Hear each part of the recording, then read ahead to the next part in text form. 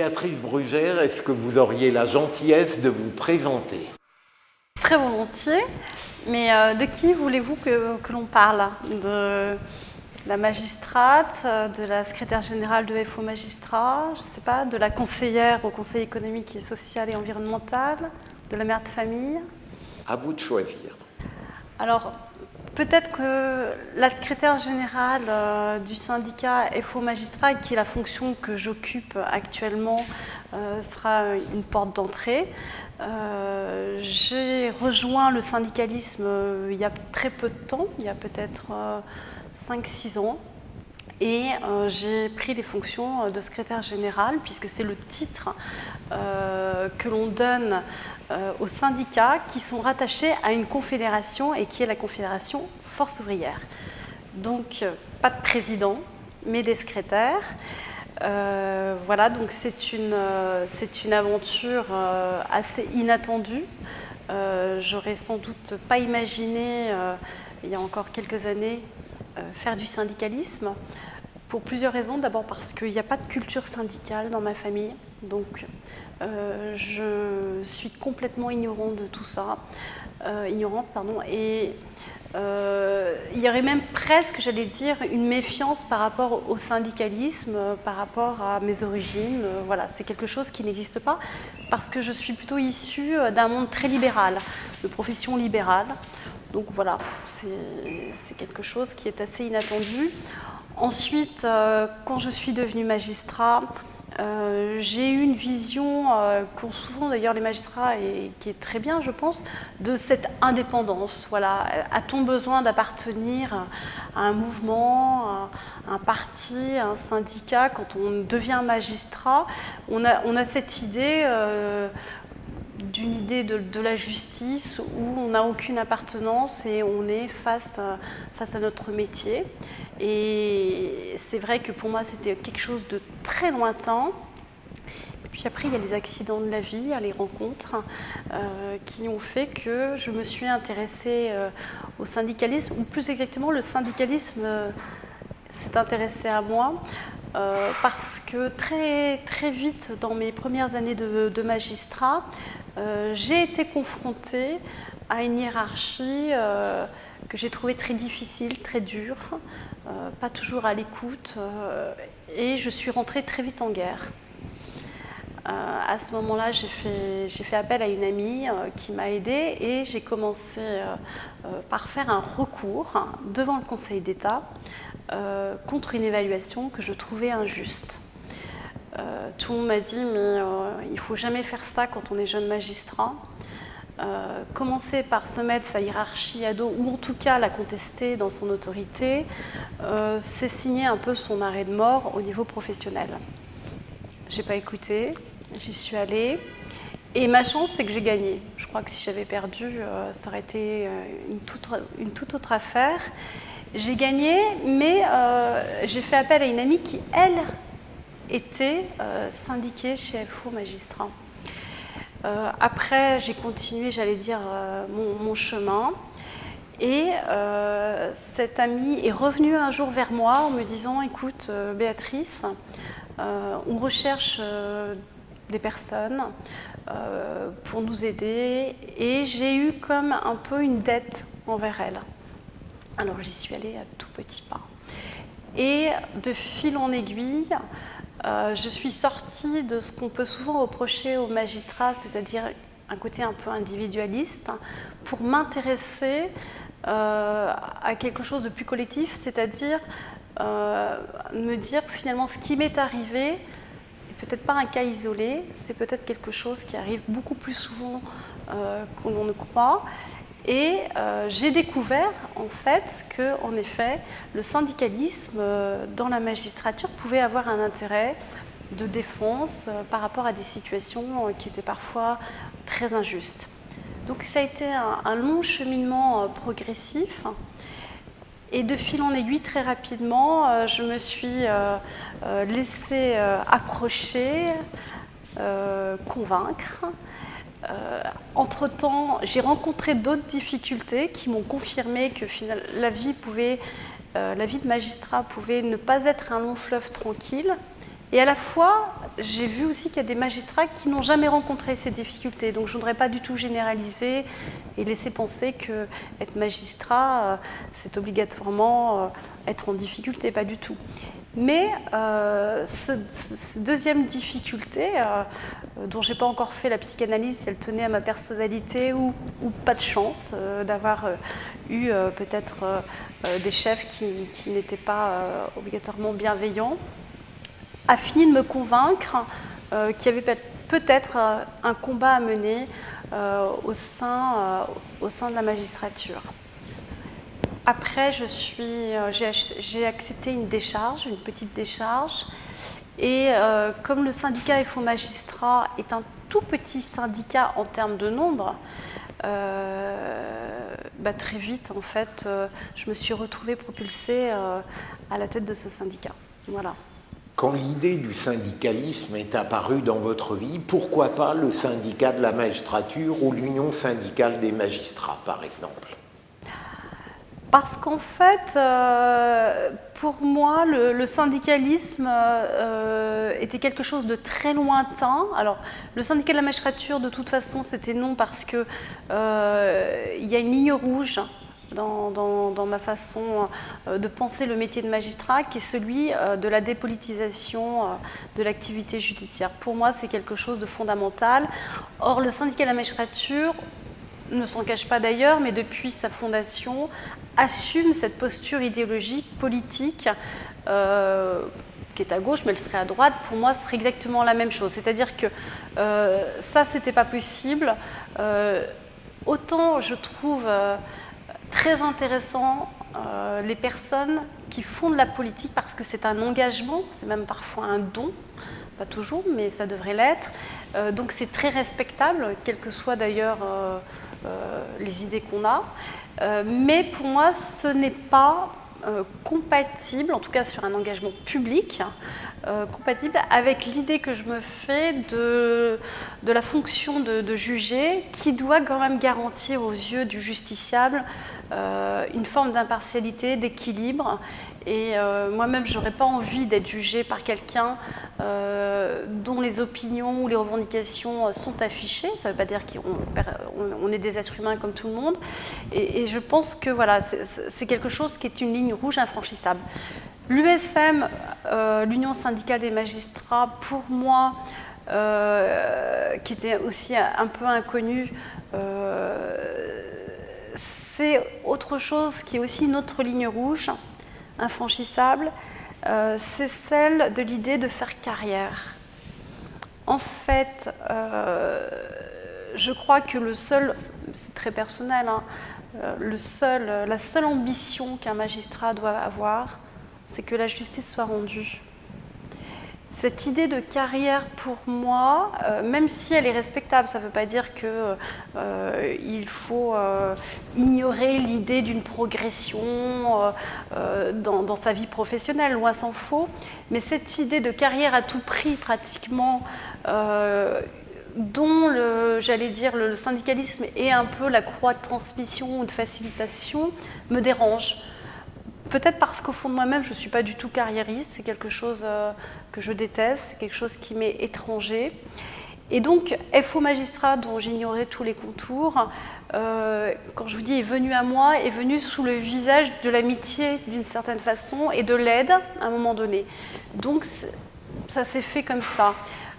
Si on m'avait dit, mais est-ce que vous voulez adhérer à FO Magistrat, d'entrée de jeu de façon neutre, comme ça, j'aurais dit non. Ça ne m'intéresse pas.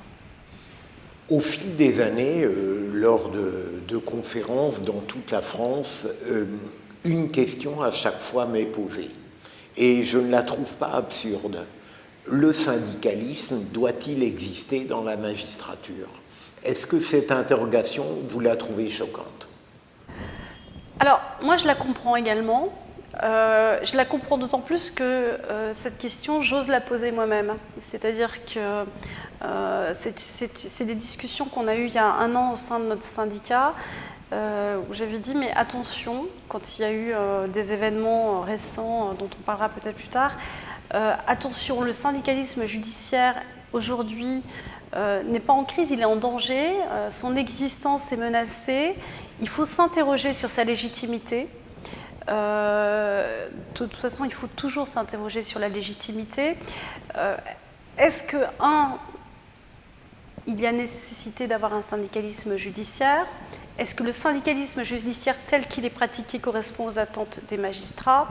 Et est-ce que le syndicalisme judiciaire tel qu'il est perçu dans l'opinion publique ou par les citoyens n'est pas plutôt quelque chose qui heurte en fait l'idée même que l'on peut se faire d'un magistrat?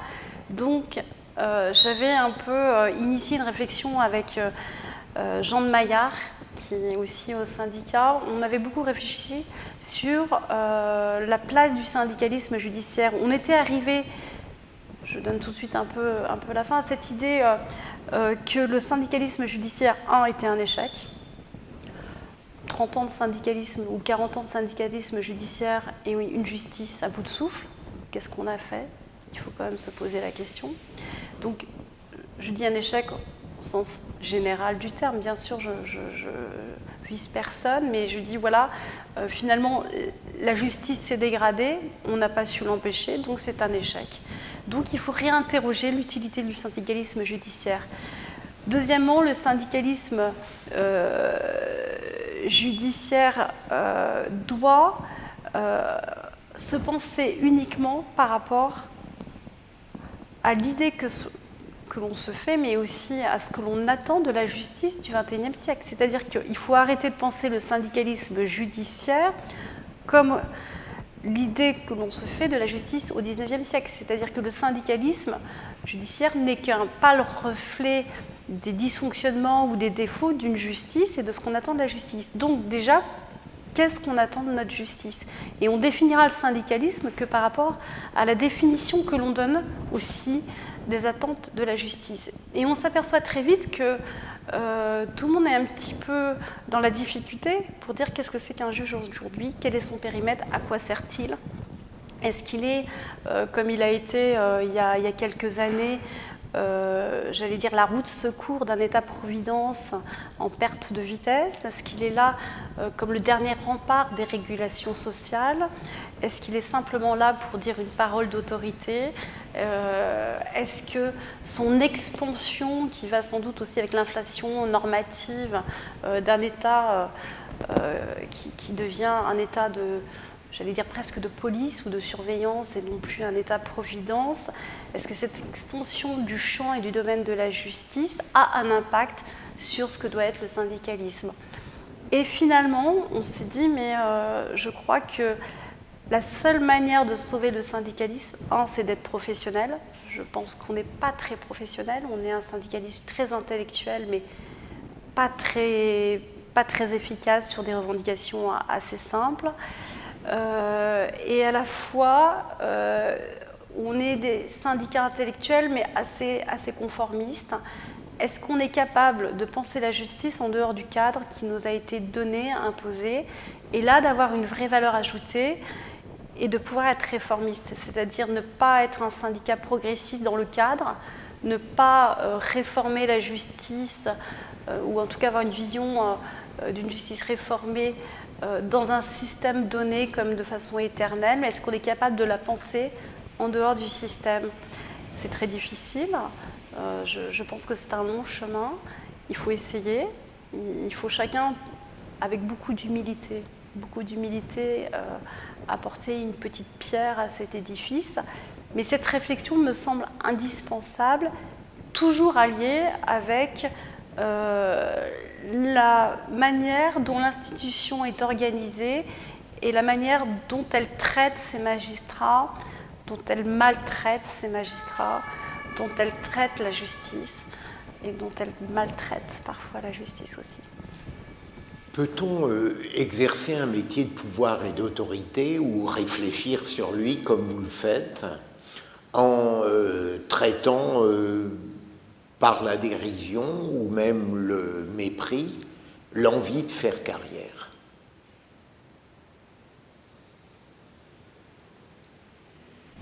Je n'aime pas tellement la dérision parce que la dérision a quelque chose toujours d'humiliant. L'ironie me semble intéressante, l'humour me semble fabuleux. Parce que ça permet de dire des choses très fortes avec une forme de légèreté.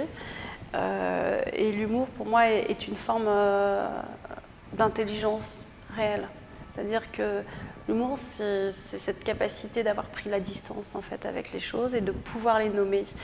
Et en les nommant comme ça, de manière un peu décalée, peut-être d'arriver, contrairement à l'apparence, d'une légèreté dans les profondeurs. Donc, je pense que l'humour est quelque chose d'exceptionnel, mais peu partagé et difficile d'accès. La carrière, encore une fois, est un sujet central. Moi, ce qui me gêne dans la carrière, si c'est votre question, dans la magistrature, c'est que finalement, au lieu de tirer vers le haut, elle tire vers le bas, cette idée de carrière aujourd'hui.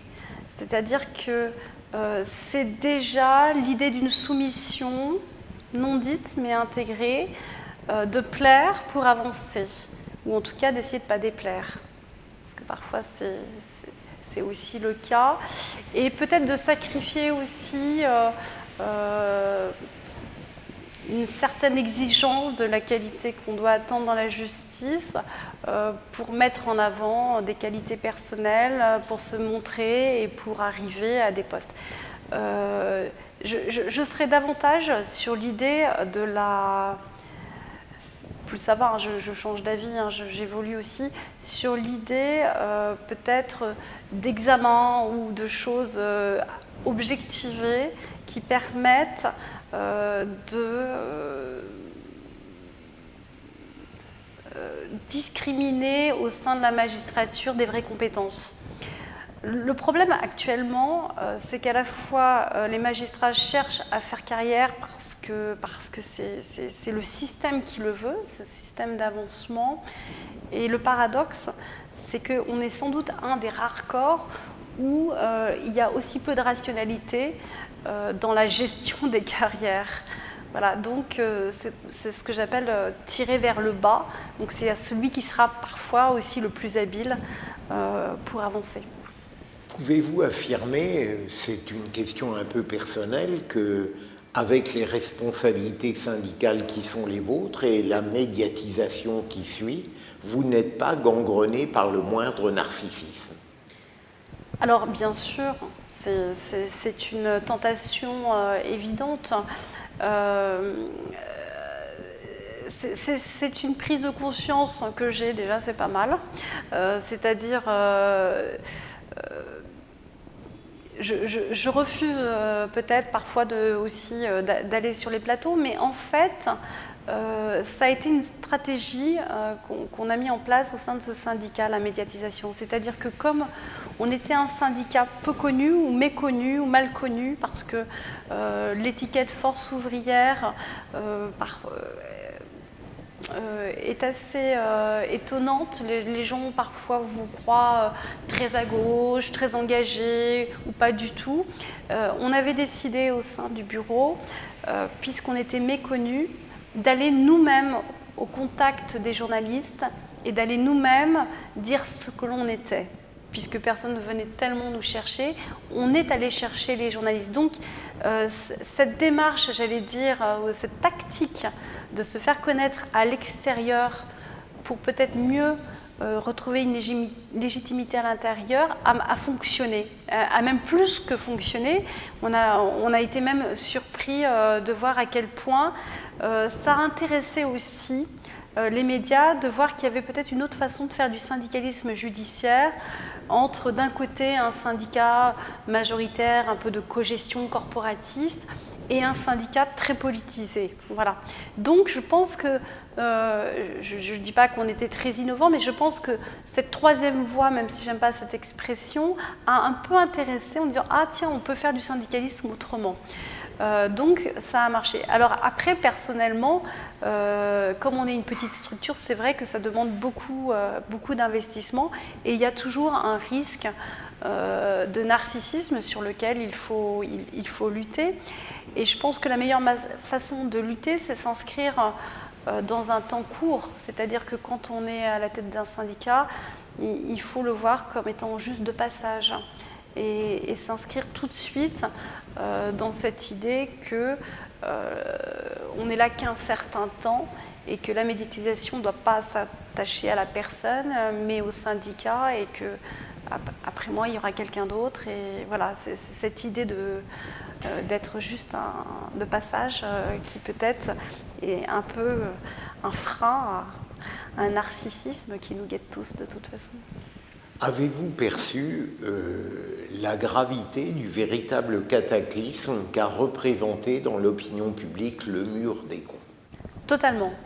Totalement. Pas d'ailleurs uniquement, j'allais dire, de façon assez médiocre, comme une concurrence entre syndicats en se disant tant mieux, si les autres prennent, c'est à notre avantage. Non, totalement.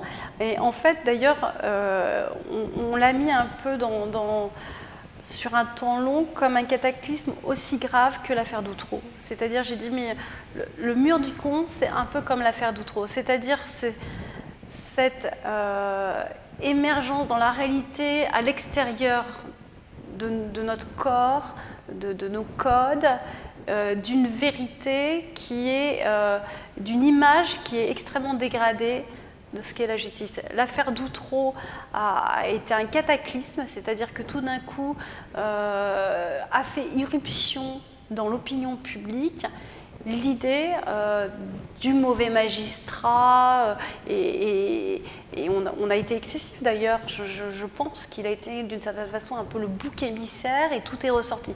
Ben, le mur des cons, ça a été un petit peu pareil, c'est-à-dire que ça a permis de faire ressortir des vieilles lunes, des fantasmes, de ces magistrats très politisés, de mauvais magistrats qui finalement utilisaient leur position au service d'une idéologie. Et c'est vrai que les médias accentuent toujours comme une caisse de résonance.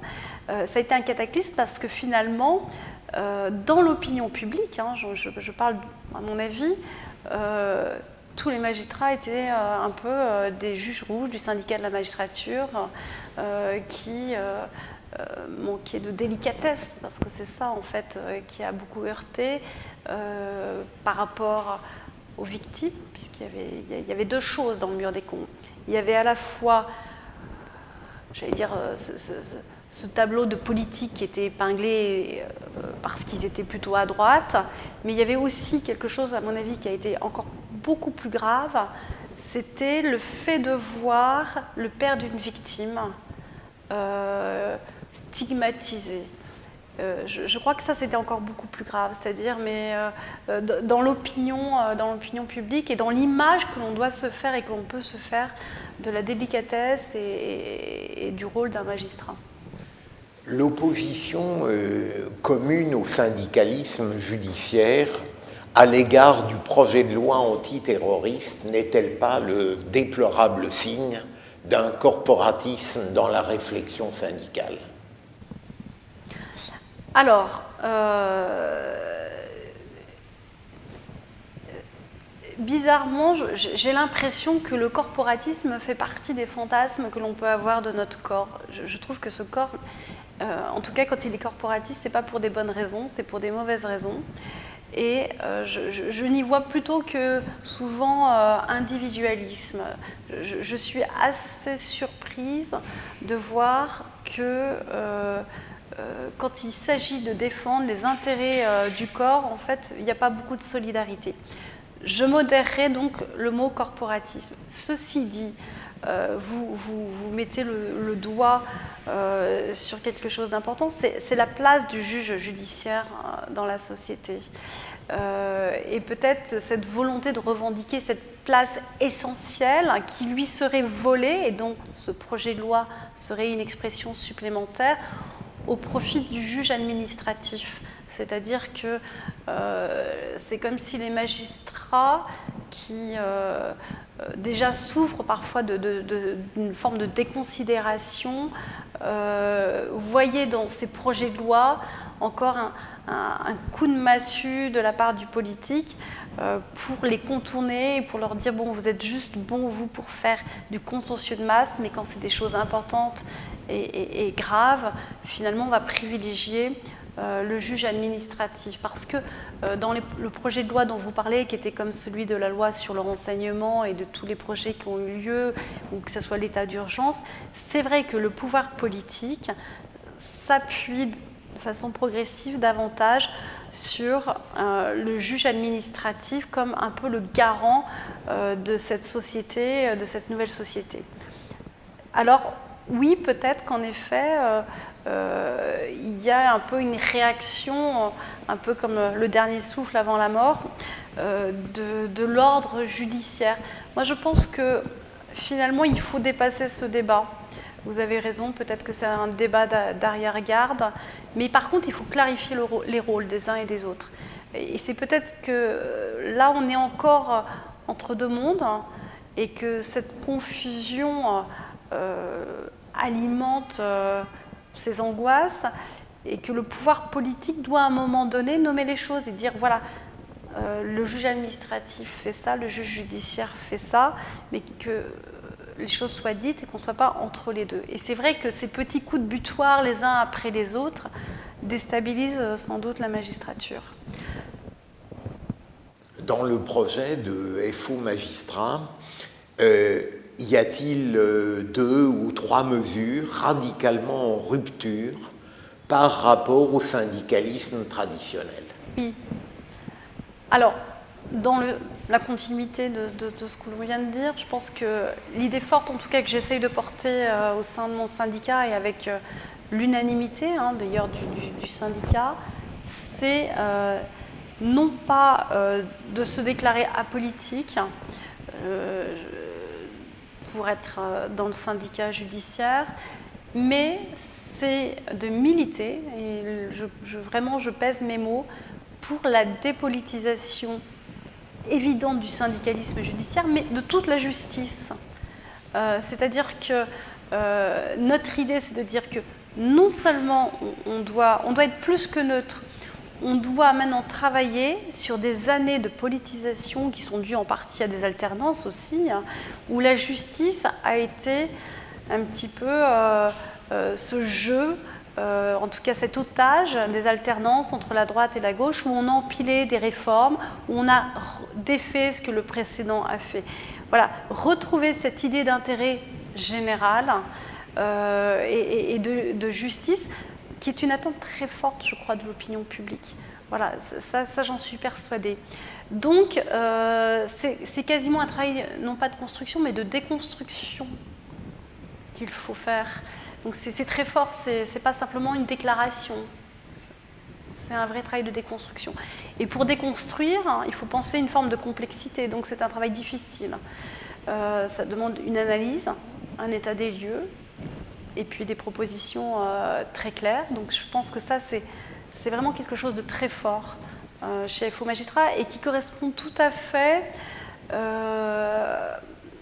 à ce que la Confédération, du coup, Force ouvrière préconise, c'est-à-dire la rupture entre, d'un côté, le syndicalisme et l'activisme politique.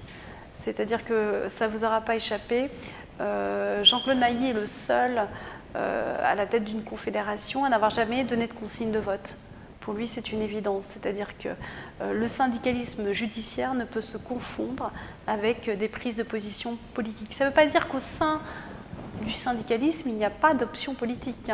Je ne suis pas du tout naïve, mais officiellement, c'est quelque chose de très fort. Et nous, on est dans cette lignée. Je crois que d'ailleurs, on est chez FO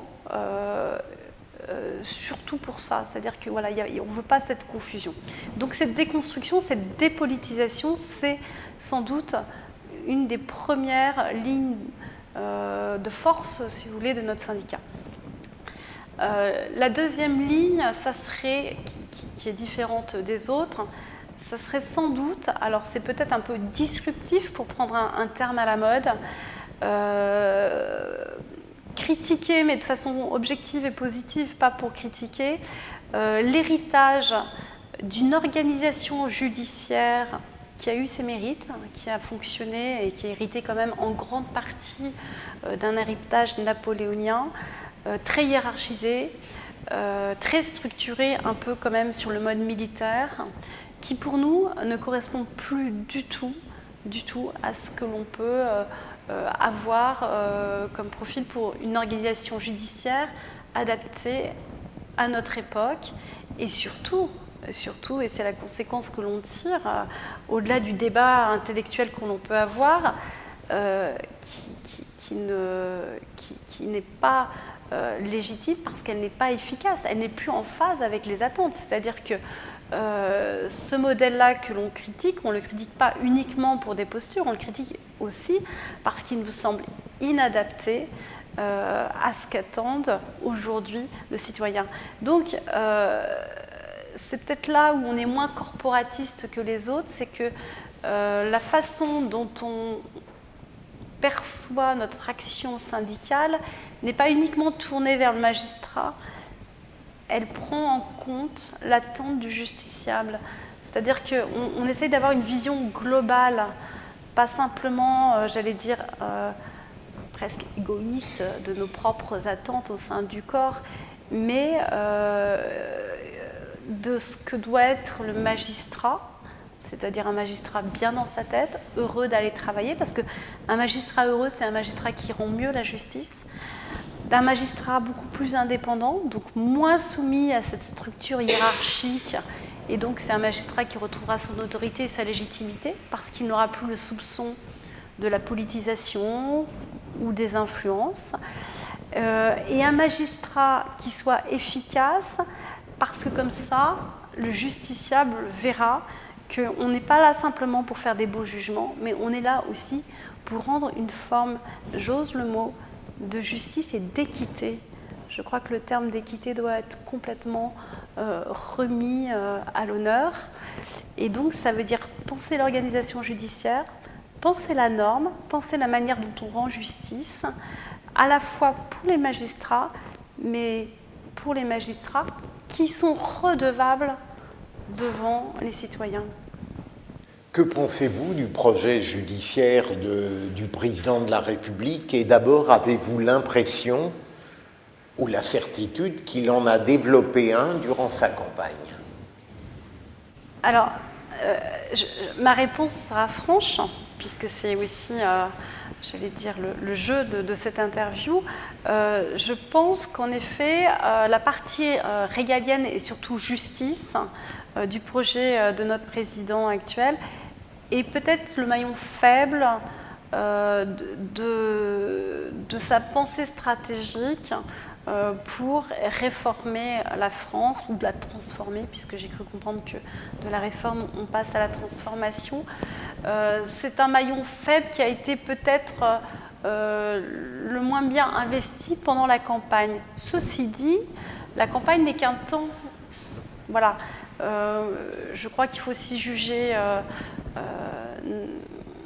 le politique à ce qu'il fait, pas uniquement à ce qu'il dit. Donc je suis une optimiste modérée, mais une optimiste quand même sur la capacité de notre président à rapidement se rendre compte, parce que la réalité va vite revenir, des faiblesses et de la faiblesse de notre système judiciaire. Mais encore une fois, cette approche n'est pas simplement une approche quantitative, c'est-à-dire que nous ne sommes pas sur le discours « la justice est faible parce qu'elle manque de moyens ». Je pense que ça, c'est le degré zéro de l'analyse. Ça ne veut pas dire qu'il est faux, mais ça veut dire qu'il est insuffisant. Je pense que ce président est en capacité de comprendre que la justice sera en phase et sera efficace si elle est transformée en profondeur. Me semble-t-il, faut-il encore qu'il soit bien entouré et qu'il ait des personnes autour de lui qui puissent lui dire les choses telles qu'elles sont.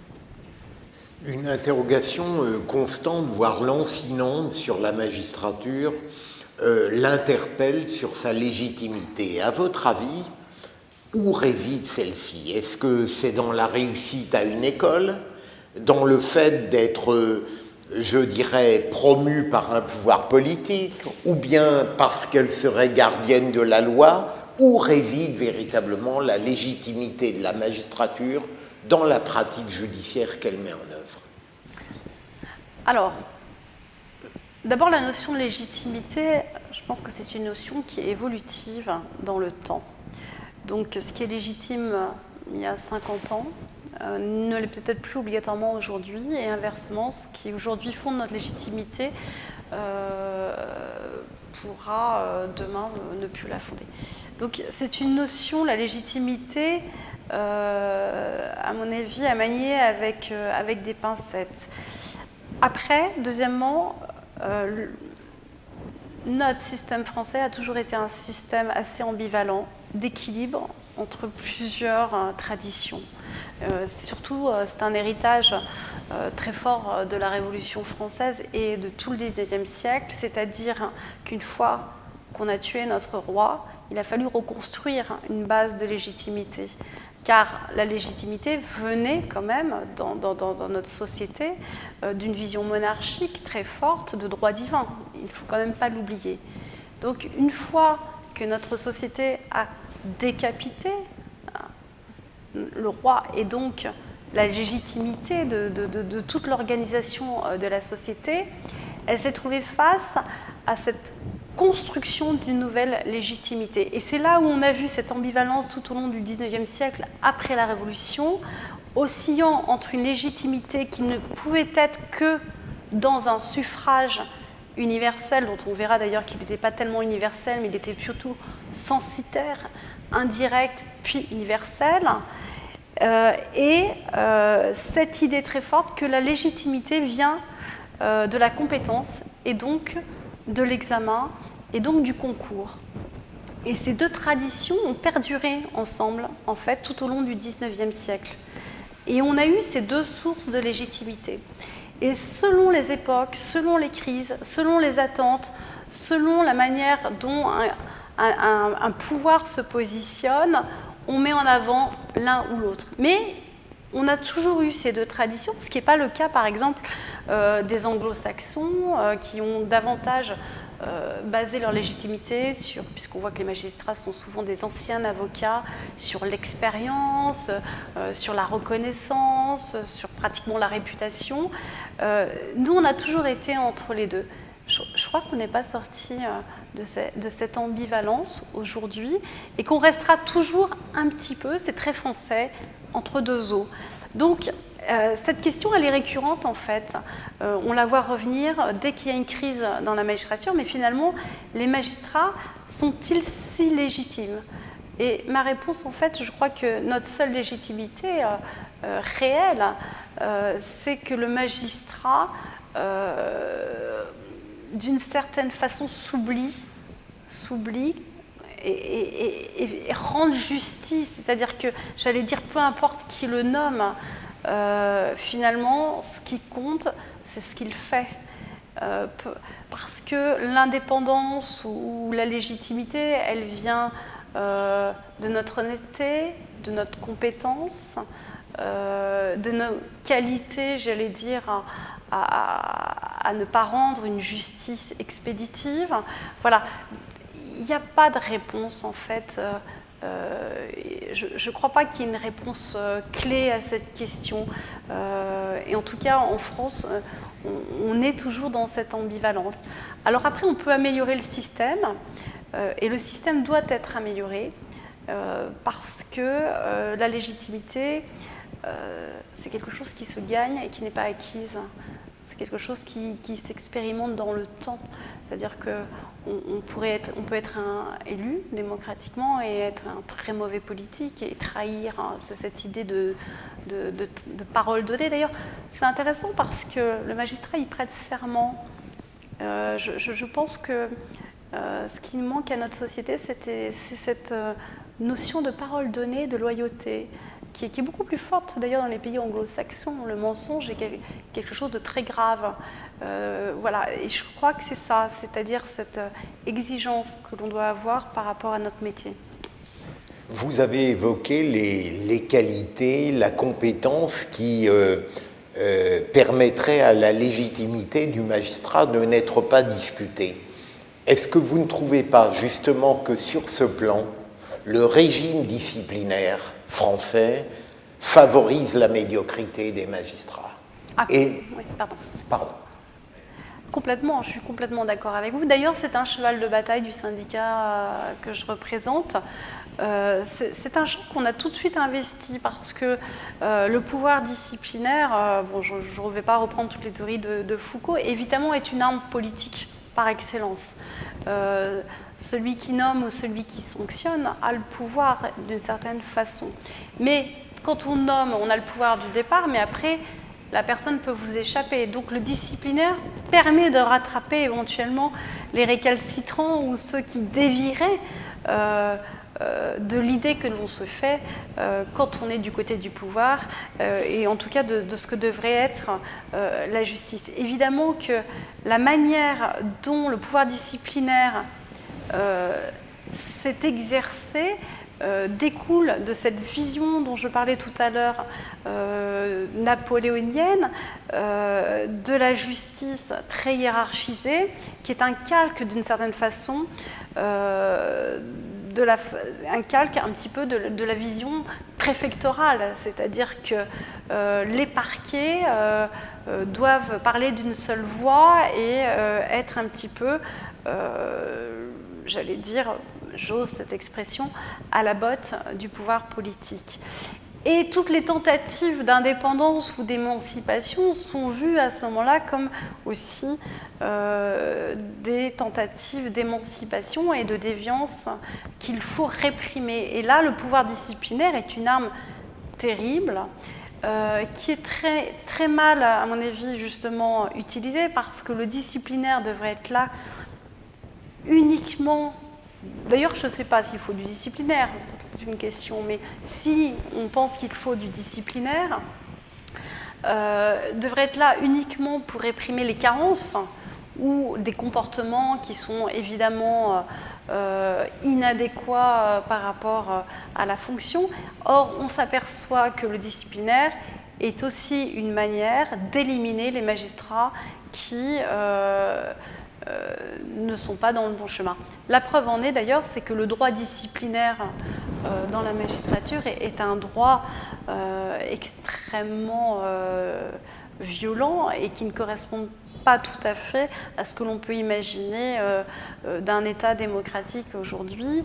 Il n'y a pas de droit d'appel, il y a eu très peu de défense. Très récemment, il y a très peu de contradictoires. Donc, on a parfois un peu l'impression d'avoir des procès à charge. Vous donnez une définition politique du pouvoir disciplinaire, je ne l'entendais pas comme ça. Je voulais dire, et je réitère ma question, est-ce que le pouvoir disciplinaire, sans être discuté, ne permet pas à des incuries, à des incompétences, à des paresses, à des scandales dans la pratique judiciaire de demeurer? Au fond, une approche positive du pouvoir disciplinaire dont je pense qu'il ne s'exerce pas assez sur les scandales d'une quotidienneté judiciaire de la part d'un certain nombre de magistrats. Alors, je comprends mieux votre question, je suis désolée, je suis partie sur autre chose. Deux choses. D'abord, ce pouvoir disciplinaire tel que vous venez de le décrire, c'est-à-dire comme un rempart finalement aux incuries de personnes qui ne seraient pas du tout adaptées à la situation de magistrat, aurait un sens si, à mon avis, il s'exercerait dans une forme d'indépendance réelle. C'est-à-dire que si on avait vraiment un organe indépendant qui ne soit pas simplement le bras armé du politique, il y aurait peut-être davantage d'ailleurs de procédures disciplinaires parce que ça impliquerait, si on avait un organe indépendant avec d'ailleurs des garanties qui seraient à la hauteur de ce que l'on peut attendre, impliquerait en amont, ce qui n'existe pas, une véritable gestion des ressources humaines. Je m'explique, c'est-à-dire qu'une capacité pour le ministère de la Justice d'avoir une visibilité sur les magistrats, c'est-à-dire des ressources humaines, mais surtout une capacité à anticiper la catastrophe. C'est-à-dire qu'aujourd'hui, le problème, c'est que ce que vous décrivez et qui existe évidemment comme dans tous les corps, c'est-à-dire des magistrats qui peuvent être complètement inadaptés pour plein de raisons différentes, sont pas repérés, sont pas neutralisés et ne sont pas aidés. C'est-à-dire qu'à tout moment, je pense que tout le monde peut avoir aussi des défaillances, des faiblesses, aussi dans sa vie professionnelle. Et dans la magistrature, le problème, c'est que le disciplinaire est à la fois la première et la dernière réponse de ce que nous, on appellerait de nos voeux, et qui n'existe pas, une vraie gestion bienveillante des ressources humaines. Donc, à la fois, alors, il y a un décret qui est sorti il y a quelques mois pour justement créer une inspection des services judiciaires beaucoup plus indépendante. On est en 2017, donc on est au début peut-être de ce que l'on pourrait avoir comme pouvoir disciplinaire qui permettrait de sanctionner à la hauteur tous les comportements que vous avez décrits. On en est quand même très loin. J'aurais envie de vous interroger en vous demandant qui gardera les gardiens. Mais c'est un autre problème. Malheureusement, j'arrive au terme de cet entretien grâce à vous passionnant. Encore deux questions. Comment fait-il que, en général, avec ce poste prestigieux qu'est ministre de la Justice, je n'ai jamais eu l'impression tout au long de l'histoire politique que ce soit les plus brillants dans les gouvernements qui aient occupé ce poste. Comment l'expliquez-vous?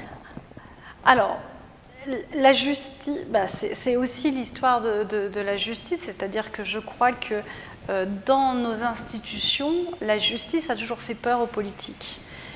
Donc, fallait-il mettre à ce poste-là des gens brillants, intelligents, capables peut-être aussi d'avoir une vision autre que celle qu'on aimerait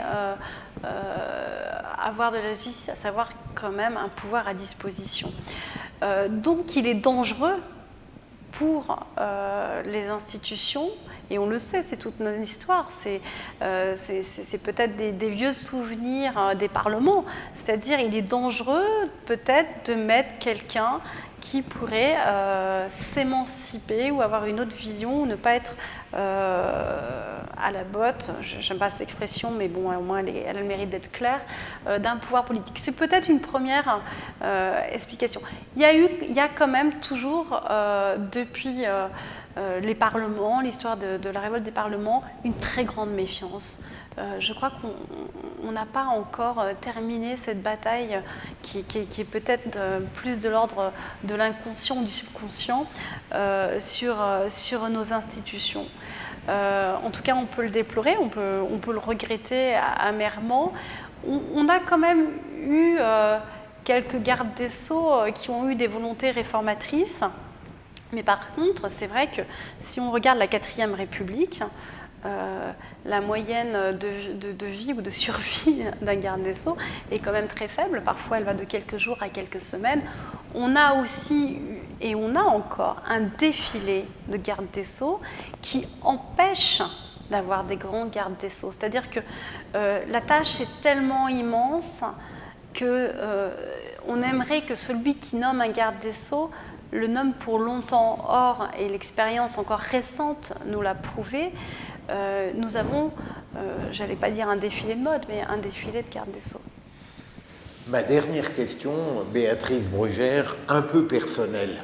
Vous êtes donc secrétaire générale de FO Magistrats, je devine bien la charge de travail et l'ampleur des responsabilités. Comment fait-on lorsque on est une épouse, je crois le savoir, une mère de famille, comment fait-on dans la quotidienneté pour concilier ces deux exigences? On court. On court. C'est compliqué, je trouve. Voilà, ça demande beaucoup d'organisation, ça c'est sûr. Alors le problème c'est que je suis assez désorganisée, mais c'est compliqué et à la fois c'est intéressant parce que toutes ces facettes que vous avez décrites, d'abord sont propres quand même à beaucoup de personnes. Je veux dire que toutes les femmes qui travaillent aujourd'hui sont un petit peu dans ce cas-là. Mais alors c'est usant. Je pense qu'il faut le concevoir sur un temps très limité pour ne pas finalement sacrifier une partie de ce que vous avez décrit, c'est-à-dire la mère, l'épouse, au détriment d'une autre partie.